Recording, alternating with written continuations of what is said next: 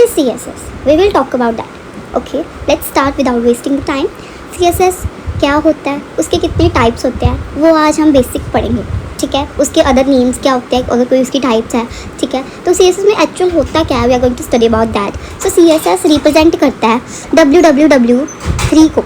ठीक है, तो इसमें जो भी टैग्स होते हैं, एट्रीब्यूट्स होते हैं HTML के, उसको फॉर्मेट करते हैं हम. ठीक है, 3 वेज से हम इसको फॉर्मेट करते हैं. तो उसमें हम कस्टमाइज़ करते हैं सबको. ठीक है, इकट्ठे में ही कस्टमाइज़ कर देते हैं. तो उसको हम स्टाइल प्रोवाइड करते हैं, जैसे वेब पेजेस से, जैसे ब्लैंक वेब पेजेस है, हमने जैसे हम स्केच, फॉर एग्जांपल हम स्केच लेते हैं, तो हम कोई ड्राइंग ड्रॉ कर रहे हैं, वहाँ पे कोई कलर नहीं किया, कुछ नहीं किया, तो with colour and without colour there is a lot of difference. Just that is an example of CSS with colour है, विद स्टाइल है. ठीक है, तो इसमें हम स्टाइल देते हैं, मोर उसको मोर उसको एक्यूरेट बनाते हैं, उसको मोर रिलायबल बनाते हैं, मोर फ्लेक्सिबल बनाते हैं, कि उसको लाइक अट्रैक्टिव बनाते हैं बेसिकली. ठीक है, तो वो फॉर्मेट करता है शीट्स को.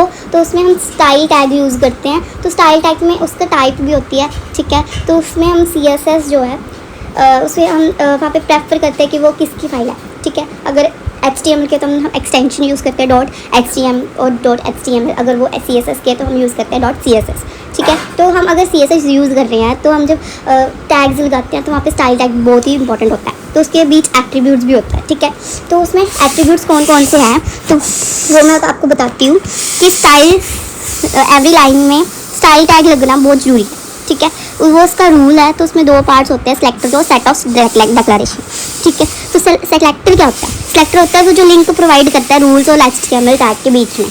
ठीक है, तो उसके 2 पार्ट्स होते हैं फर्दर. तो उसमें हम प्रॉपर्टीज़ होती हैं तो और वैल्यूज़ होती हैं. वैल्यूज़ तो वो हम आप डिसाइड करते हैं कि उसमें पर्टिकुलर वैल्यूज़ कौन सी होती है. अगर वो कलर है तो हम ऑरेंज वैल्यू दे रहे हैं उसको.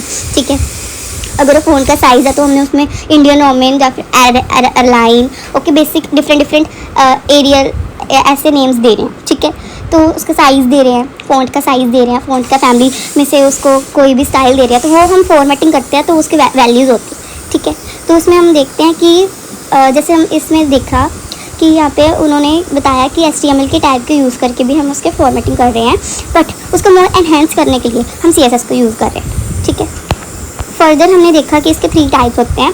इसको हम कहते हैं कि inline style sheet, abandoned style sheet और एक्सटर्नल स्टाइल शीट. ये अबैंडेंड स्टाइल शीट को हम इंटरनल भी कहते हैं, इनलाइन, इंटरनल, एक्सटर्नल, जो उन सभी नेम आपको याद करना है, यू कैन. ठीक है, इनलाइन स्टाइल शीट और ये तीनों में क्या डिफरेंस है, we are going to study about.